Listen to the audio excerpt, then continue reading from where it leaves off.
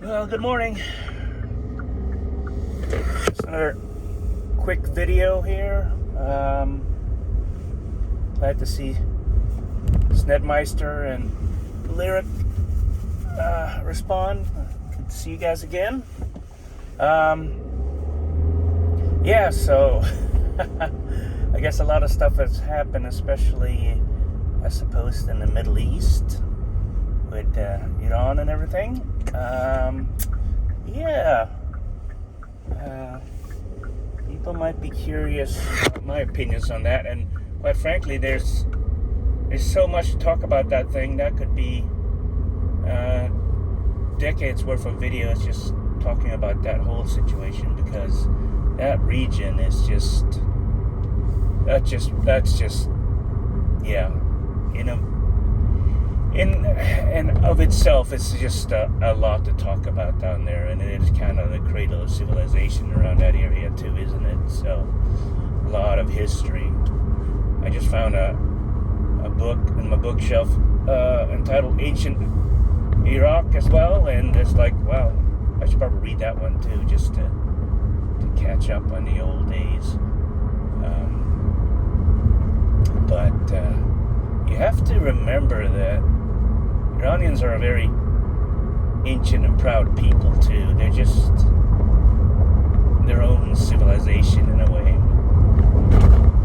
And we have our own civilization, and our civilization is fairly new. In terms of a country, that is. And almost every modern state is a kind of a new country to begin with. Civilizations is, of course, something different too. And we can talk about that later on, about what constitutes nations, states, and civilizations, and cultures, and all that interesting stuff. Because that's the thing I love. I love deep thoughts, deep ideas, which is why I abhor the current climate, because people are so simplistic in their thinking, very emotional, and they don't study a lot of history or politics or even religion, so when they talk about things, they seem like almost like they're at a kindergarten level, which is why I like some of the people on here on YouTube that I can have in-depth conversations with. And it has nothing to do with level of education. Because some of the people that I've had the best conversations with are people that do not have any like grad school level education like I have, but still have education, but they're not, academic scholars, if you will, like that. And their opinions matter more to me than some PhD guy, to be honest, because they might have been self-taught, autodidacts, made some readings, made some studying for themselves. What I like the most is people who want to progress and educate themselves about things, and can entertain thoughts other than their own, and then you can disagree with people in a tactful manner and promote your own point of view. The problem with some of these people today is they can't promote their own point of view, and they can't defend their own position without resorting to name calling or insulting the other party, and they can't come up with a good argument on their own,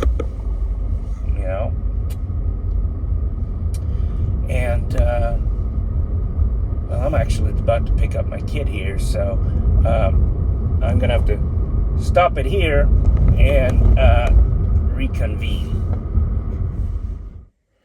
All right, so in terms of Iran, these blockades and things, it's just I don't know, going back and forth and stuff like that. Some of the stuff is tantamount to like piracy too. And I'm not a big fan of embargoes and all kinds of stuff to begin with. And what's even more interesting is that I actually wrote my master's thesis on international maritime piracy and also regional security mechanisms. And so that kind of aligns exactly what's happening in the Middle East right now in the Strait of Hormuz.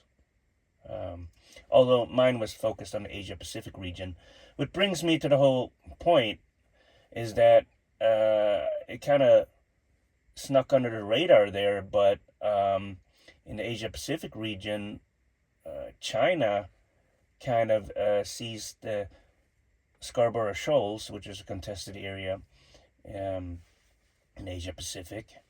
And China has also come out quite strongly saying you need to end this kind of blockade of things.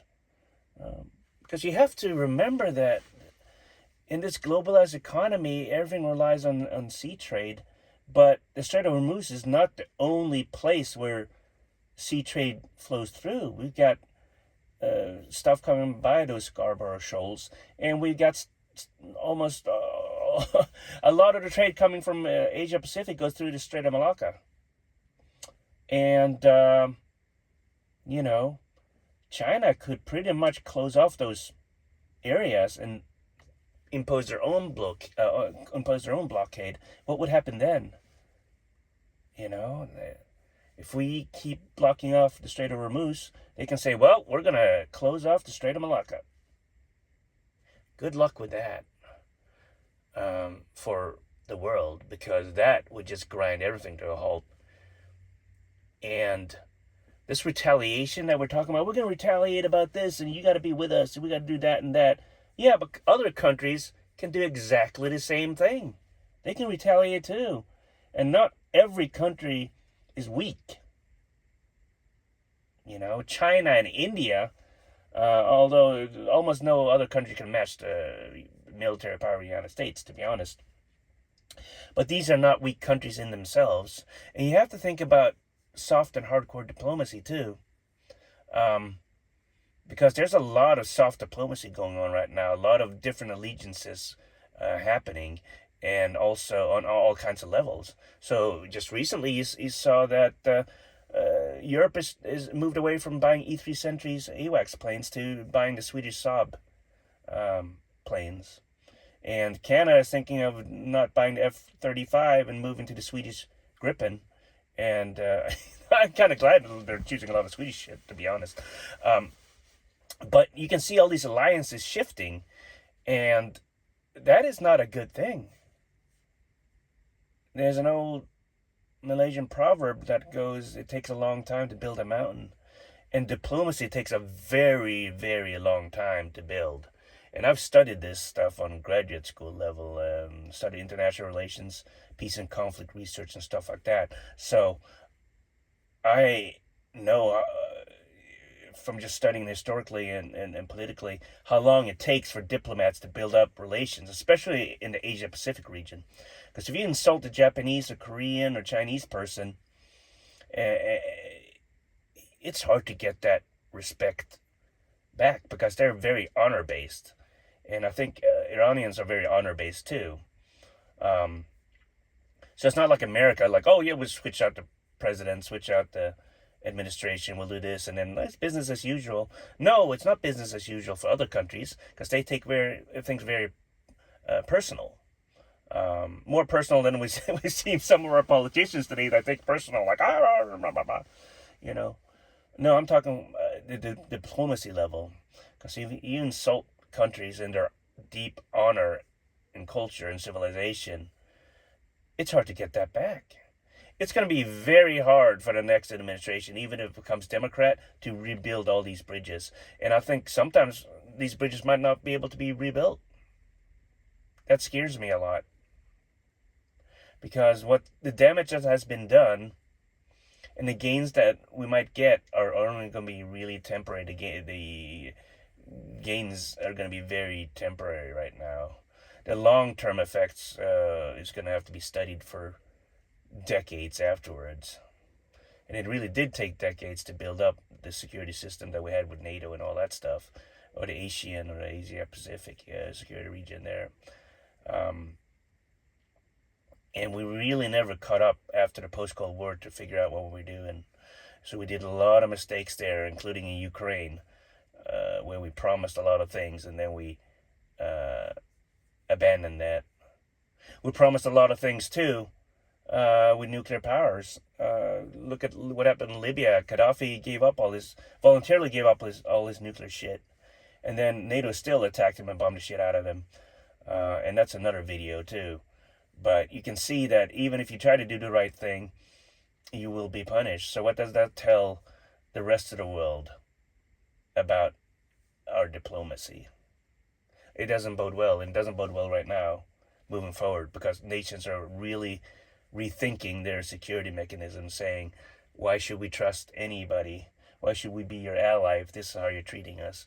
Just on a domestic level too, the Afghan translators that came over here, were gonna be, sending them away too. It's like, so why should anybody be allies of us anymore if this is how you treat us? And then remember the first Gulf War, when the Kurds came in and helped us out, and when they kind of were promised a homeland or some kind of area to call their own, and then we just shafted them at the end too.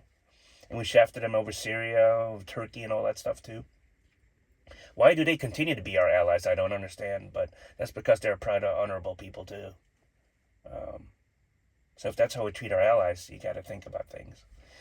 And these are the big ideas that I think about in my head all the time, and